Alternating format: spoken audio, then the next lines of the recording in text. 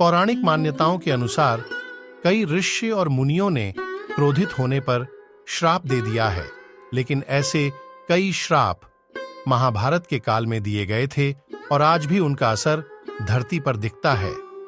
पांडवों की पत्नी द्रौपदी ने का किरदार भी बहुत रोचक रहा है। द्रौपदी को पंचाल राज्य के नाम के आधार पर पांचाली भी कहा जाता है। द्रौपदी ने स्वयंवर रचाया था और उसकी शादी पांडवों के साथ हुई। इसके पीछे एक महत्वपूर्ण कथा है। लेकिन शादी के बाद उनकी अनेकों शर्तों का पालन पांडवों को करना पड़ा।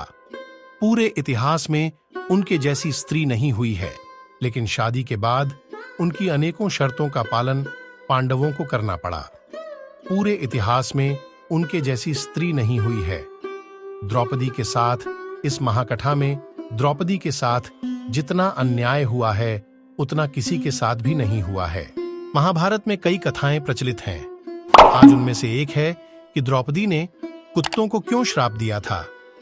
द्रौपदी के दिए हुए कई श्राप आज भी धरती पर अपना असर लिए हुए हैं। जब द्रौपदी 5 पांडवों के साथ विवाह करके आई तो उन्होंने एक शर्त रखी थी कि एक समय पर केवल एक भाई ही द्रौपदी के कक्ष में प्रवेश करेगा। जो भी कोई कमरे में जाएगा वो अपने जूते बाहर दरवाजे पर रख देगा। इस नियम का उल्लंघन करने पर अपराधी को तुरंत 1 वर्ष के लिए वनवास जाना होगा।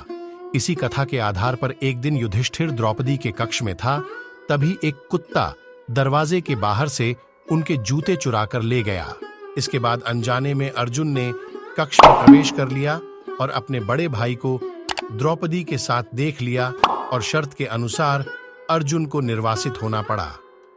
द्रौपदी को इस पर बहुत शर्मिंदगी महसूस हुई और उसने कुत्ते पर सारा क्रोध निकाल दिया जिसने युधिष्ठिर के जूते चुराए थे। उसने सभी कुत्तों को शाप दिया कि सारी शर्म भूलकर संपूर्ण विश्व तुम्हें सार्वजनिक रूप से मैथुन करते हुए देखेगा। इसलिए दुनिया में सभी कुत्तों को ऐसा श्राप मिला था।